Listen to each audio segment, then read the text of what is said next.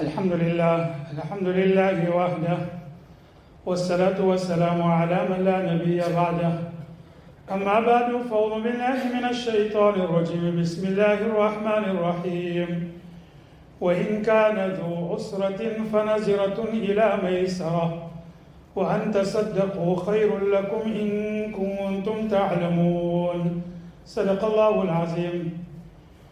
My dear respected elders and brothers, Alhamdulillah, last night was the night of Barat, and the ulama in various masajid had spoken about remembrance of Almighty Allah subhanahu wa ta'ala, turning towards Almighty Allah subhanahu wa ta'ala, seeking forgiveness. And in many ways, many people, I read somewhere, one alim has made mention that why did Shab Barat and the night of Barat come so close to Ramadan? Perhaps one of the reasons, it is not something that is from the nusus, but you see, when you wash dirty clothes from time to time and the clothes are very dirty, then before you wash it and put it into the laundry or the washing machine, you have a pre-wash. So maybe because we are so weak, there is a pre-washing before we come to Ramadan. And one of the aspects of Nabi Kareem Sallallahu Alaihi Wasallam making and keeping so many fasts in the month of Sha'ban is preparation for Ramadan. So these aspects were highlighted. Today I want to highlight something to do with financial dealings, monetary matters. And one very important aspect with regard to financial matters, it is to do with the Islamic perspective of debt.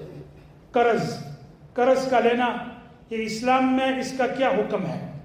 Today we are living in a world that one of the most pressing problems facing the world today is that of consumerism. Everyone wants the latest items. So this has been one of the greatest problems. Everyone wants the latest items. We are obsessed with regard to consumerism. We are obsessed with regard to having the latest gadgets, the latest technology. Even if we have a phone that is working, but if a new one comes up, then everyone wants that particular phone. iPhone 15, 16. If you have something that is an old phone, people will say, look at this person, he's so poor, he can't afford a new phone. Now, this has, the more and more we want items and goods, merchandise that was once considered luxury items have now become a necessity. The more people have something, the greater the pressure for those people who don't have it to have it. जिसके पास नहीं है तो जो जिसके पास है जो तो उनके ऊपर दबाव है, जिसके पास नहीं है तो उनको भी ऐसे ही मिले. So your person has an iPhone 15, 16. So the people who don't have it in the family, that particular people want it. So societal and family pressure. Everyone in the neighborhood got it. Everyone in the family got it. So we should also have it. So there is pressure from your children, from your family, encouraged by persuasive advertising. The advertising today is such, until you don't have this, you are not successful.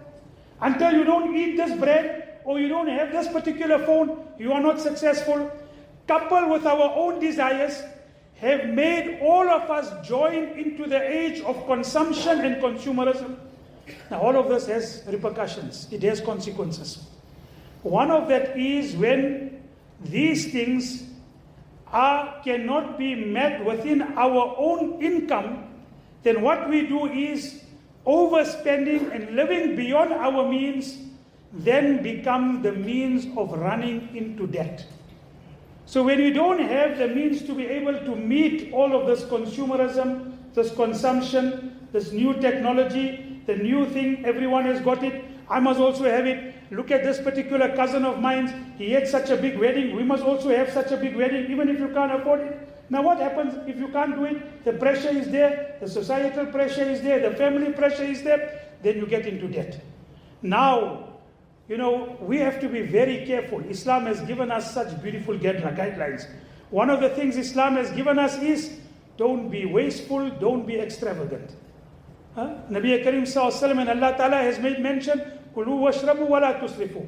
Eat and drink, but do not become wasteful. Israf se baaz raho. Israf se baaz raho. Stay away from extravagance. And be away from extravagance. Innal mubaddirin kanu ikhwana shayateen. Those who are extravagant, they are the brothers of shaitan. Muslims have to realize that Islam teaches us to be thrifty in money matters and moderate in our living habits. We should protect ourselves and our families from counterfeit demonstrations of indulgence and a false exposition of wealth. Our spending is not only, let me say this very, very clearly, our spending is not only determined by our income and the money we got. Our spending is determined by moral considerations. ये नहीं हमारे पास माल है चलो जाकर मजा करो, हाँ? इसका मतलब ये नहीं है जिसके पास माल हो. Allah Ta'ala, two of the questions on the day of Qiyamah Allah will ask us is to do with money. How did you earn it? How did you spend it? Two questions out of 5. 5 में से 2 सवाल क़यामत के दिन माल के बारे में होगा.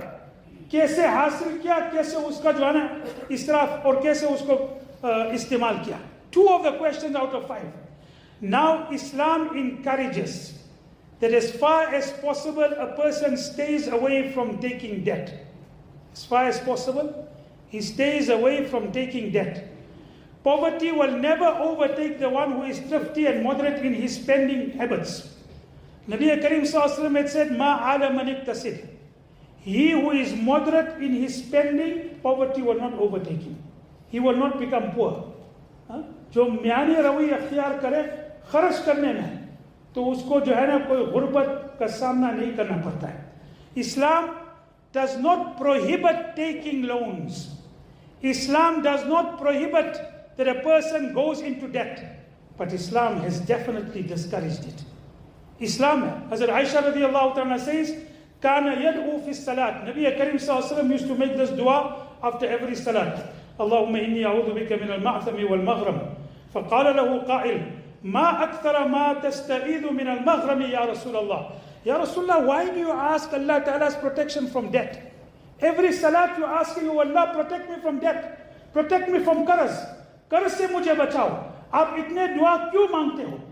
तो नबी करीम सल्लल्लाहु अलैहि वसल्लम said, because when a person is in debt, إذا حدث فكذب ووعد فأخلف. That when he speaks lies. When he makes a promise, he breaks his promise. How many times you get a person, he has taken a debt, you go and ask him, give me back my money, I will give it back to you tomorrow. Tomorrow doesn't come. And I give you a promise, I'm going to do an EFT. First I used to say, write checks. Now checks kabhi zamana khatam ho gaya. No more writing checks. I will do an EFT. This afternoon I'm doing EFT. I promise you I'm doing an EFT. That promises doesn't materialize. Nabi Karim Sallallahu Alaihi Wasallam said, stay away from taking debts, because debt, what does it do? It makes you speak lies. It makes you break your promise. And that is why it is said, what a beautiful state. Debt is a worry at night and a humiliation by the day. Debt is a worry by the night and it is a humiliation in the day. कर्ज का लेना इस्लाम ने मना नहीं किया, लेकिन उसका हौसला अफजाई भी नहीं किया. और जहां तक मुमकिन है उससे बचना चाहिए, क्योंकि जो है ना ये रात के वक्त जो है ना वो उसमें टेंशन और दिन के वो जो है ना वो जलील होना. Therefore at night you all the time worry, how am I going to pay my debt?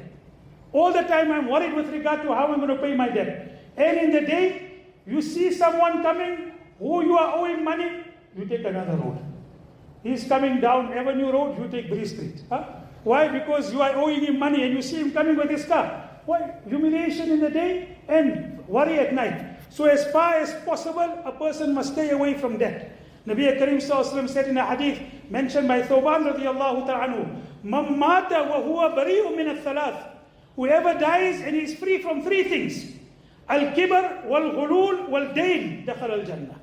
He who dies and is free from what? Kibr, pride and arrogance, and stealing from people, especially stealing from public funds, and from debt, he will enter into Jannah. Subhanallah. Now Islam does, for example, realize that sometimes there are situations.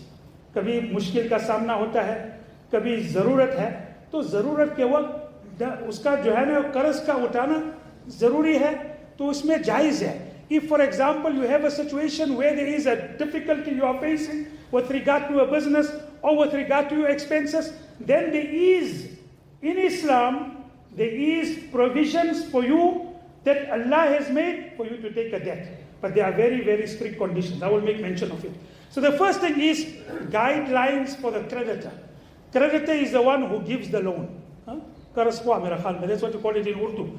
Almighty Allah subhanahu wa ta'ala, for the one who has given a loan, one who forwards a loan, He has given him certain guidelines. Now what are the guidelines? Firstly, the first guideline is this. Islam does not look at the giving of loans as a means of exploitation and a means of making profit and making business.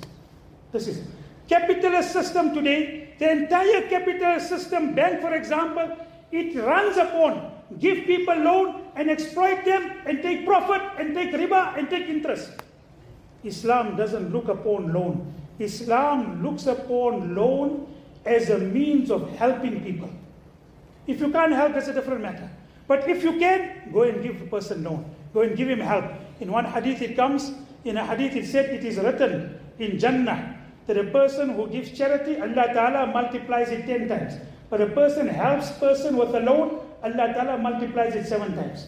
You give person a loan, you give him and you borrow him money and you help him. Why is it more rewarding? One of the reasons that it is more rewarding is there is more dignity in it.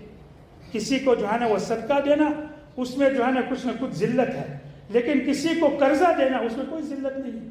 So a person who takes loan, there is greater dignity for him. And there are many other reasons, I don't have the time. But sometimes, and not say all the time, sometimes it is more rewarding to give a person a loan than to give him charity. Because there is dignity in that. Then Allah Ta'ala has told the creditor, the one who is giving the loan, whenever he demands, he must demand in a decent manner. जब भी वो अपने कर्ज का दबाव करे कि मुझे कर्जा दो, तो जो है ना उसमें सही तरह से मांगे. He must do it with dignity, इज्जत से मांगे. You must not belittle, or you must not make the person whom you are asking, who is your debtor, you must not make him feel in such a way that you abuse him. You must not abuse him. And you must not take advantage of him. Today you find situations, I gave you a loan, now I feel I got the right to take work from you. I'll give you an amazing example.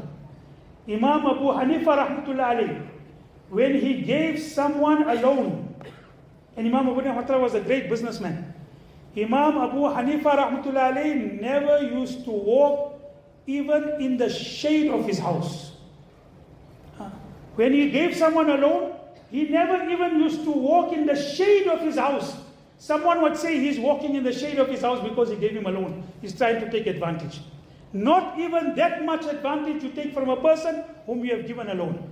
And then of course we all know that when a person, Allah Ta'ala in the Holy Quran says, when you give someone a loan, and sometimes there can be difficult situation that the person has, he cannot pay it on time. As far as possible, he must pay it on time. I'm going to give you with regard to his situation, what he is supposed to do, what the debtor is supposed to do. But as far as the creditor is, what Allah Ta'ala says, وَإِنْ كَانَ ذُو عُسْرَةٍ فَنَزِرَةٌ إِلَى مَيْسَرَةٍ. He has any difficulty, give him time, give him respite. وَأَنْ تَصَدَّقُوا خَيْرٌ لَكُمْ. And if you have the means, you know he is difficult, he has financial problems, he can't pay you, and he doesn't have the means to be able to get money. And if you wipe it away, Allah says in the Quran, it is better for you. In one hadith, Nabi Kareem Sallallahu Alaihi Wasallam had said, Man anzara mu'sinan, kana lahu bi kulli yawmin sadaqa. Wa man anzara kullatun, kana kamithlihi fi kulli yawmin sadaqa. If a person, you have given a loan, and you give him respite, for every day of respite you give him, that same amount of loan, Allah gives you the reward of charity to that extent. For every day you give him respite, the amount of loan that he is paying you for every particular loan or the whole loan, Allah Ta'ala gives the reward of charity. Now it doesn't mean that the person must wear maza aura.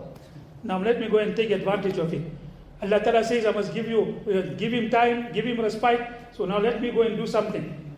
I'm owing him money, let me go now for vacation. I'm going to Mauritius. Even if you got the money, Now there is also guidelines. The way there is a guideline for the creditor, there is a guideline for maqruz.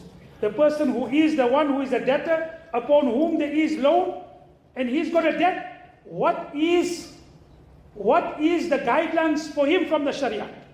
So there is also for this. First thing, let me tell you, whenever a person is in qaraz, it's a very distressing time. It's not an easy time. Nabi Karim Sallallahu Alaihi Wasallam one day saw Abu Umama radiyallahu ta'ala was sitting in the masjid, bahut pareshan. He was very, very pareshan, very anxious, very worried. Abu Umama, what's wrong? Ya Rasulullah, qaraz. I got debt. I don't have any ways and means of paying it. I'm finding it very difficult. Nabi Karim Sallallahu Alaihi Wasallam said, Abu Umama, subah sham, morning and evening, after every salah, read this dua. Allahumma inni a'udhu bika min al-hammi wal-huzun, wa a'udhu bika min al-'ajzi wal-kasr, wa a'udhu bika min al-jubni wal-bukhl, wa na'udhu bika min al-ma'thami wal-maghrab. The last one in particular. If you can't read the entire dua, Allahumma inni a'udhu bika min al-ma'thami wal-maghrab. Oh Allah, protect me from dain, protect me from debt. Make it easy for me for the payment of debt. Allahumma kfini bi halalika an haramik, wa aghnini bi fadlika amman siwa. Read this dua, Allah will make it easy for you to repay the debt. Secondly, very important, together with the dua, your intention must be sincere to pay back the loan and not to make money and invest with other people's money and sweat. What type of morality is this? That you take a loan and the person is expecting your money and you go and use it in luxuries. Nabi Karim Sallallahu Alaihi Wasallam said, Man akhada amwal al-nasi yuridu adaiha, addallahu anhu. Whoever takes the money of a person for loan and he has an intention to repay it, Allah will make it easy for him to repay it. But if his intention is not to repay it, and his intention is to make maza, as I'm saying, to take advantage, Allah will destroy that loan and Allah will destroy his wealth also. Hadith ka alfaz hai. If you have the intention to repay it, Allah will make it easy for you to repay it. But if your intention is not to repay it, Allah Ta'ala will destroy your wealth also. So this is important. So whenever a person takes a loan, it is in the knowledge of Allah that he has intention to pay it, Allah Ta'ala will make it easy for him. Then the debtor, the person who has makruz, the person who has taken the loan, should pay it on the due date without forcing the creditor that he must remind him with regard to it. Allah Ta'ala in the Quran says that that when you take a loan, then write it down and pay it on the right time. You don't expect the creditor to remind you. That is a due upon you. You must give it on the right time. Because if you don't give it on the right time, you are committing an act of injustice. Nabi Karim Sallallahu Alaihi Wasallam had said, Madlul ghani is zulm. The person who has money and he delays repayment, he is committing an act of injustice. Zulm kar raha hai. An act of injustice, procrastination and delay in the payment of one when he has the means, it's a form of injustice.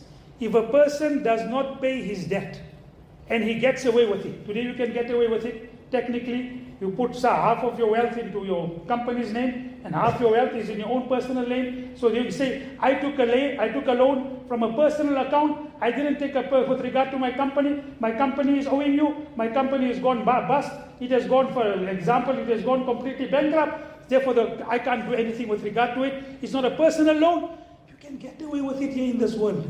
You can make technicalities. You can't get away with it in the year after. And do you know the consequences of not paying your debt? Do you know the consequences? Nabi Karim Sallallahu Alaihi Wasallam had said, يَغْفِرُ لِلشَّهِيدِ كُلَّ الذَّمْ إِلَّا الدَّيْنِ. One hadith, Nabi Sallallahu Alaihi Wasallam gave an example. Allah Ta'ala will reward the shaheed. Every guna of his will be forgiven except the loan. Except he took a loan and he didn't pay it, Allah won't give. And one hadith, Nabi Sallallahu Alaihi Wasallam gave an example. A person goes out in the path of Allah, he becomes shaheed. Allah gives him life again. Then he becomes shaheed. Then Allah gives him life again. Then he becomes shaheed. 3 times he becomes shaheed. Allah will forgive everything. But if he has taken a loan and he didn't pay it, Allah won't forgive it. Allah won't forgive it. Can you imagine? One day Nabi Karim Sallallahu Alaihi Wasallam came to a janazah. And when Nabi Karim Sallallahu Alaihi Wasallam came to a janazah, Nabi Karim Sallallahu Alaihi Wasallam used to ask sometimes, did this person leave behind any loan? Did he leave behind any debt that he has not paid? There's one Sahabi who his situation was such, he did not pay his debt before he passed away. He did not pay his debt before he passed away. That Nabi, who was known for his kindness and compassion, he even showed kindness and compassion to the disbelievers. Even showed kindness and compassion to people who had done wrong. But on this occasion, because it was a matter of hukuk, it was a matter of haqq, Nabi Kareem Sallallahu Alaihi Wasallam walked away from that. Janaza namaz nahi paraya Nabi Kareem Sallallahu Alaihi Wasallam. You didn't make arrangement for the payment of your loan. You didn't make arrangement for the payment of your debt. Nabi Kareem Sallallahu Alaihi Wasallam started walking away from that. Ali radiallahu ta'ala said, Ali radiallahu ta'ala said, Ya Rasulullah, I will pay his debt. Ali ke paas what? Ali wasn't also wealthy. But Ali was that person who had that courage, he had that generosity. Ya Rasulullah, I take responsibility, I take guarantee. Nabi Kareem Sallallahu Alaihi Wasallam came back and performed the janazah. Otherwise, Nabi Sallallahu Alaihi Wasallam didn't perform the janazah. So Allah Ta'ala has given us such a beautiful deen. It's told us, stay away from debt for as far as possible. One of the reasons we get into debt is this consumerism. Be aware with regard to it. Be aware of extravagance. Nabi Kareem Sallallahu Alaihi Wasallam sought Allah's protection from debt. And if you have to take it, Allah has given guidelines for both the creditor and the debtor. If we bring Islam into our lives, you will find that there will be barakah, there will be no disputes in our life, in our business life. But we don't practice upon it. Today it's become common knowledge. It has become a common complaint. All the time you go, any businessman you go, everyone is complaining. People don't pay on time. People don't, they don't pay their debts. It's a very serious matter. May Allah give us a tawfiq. Wa akhiru da'wana alhamdulillahi rabbil alamin.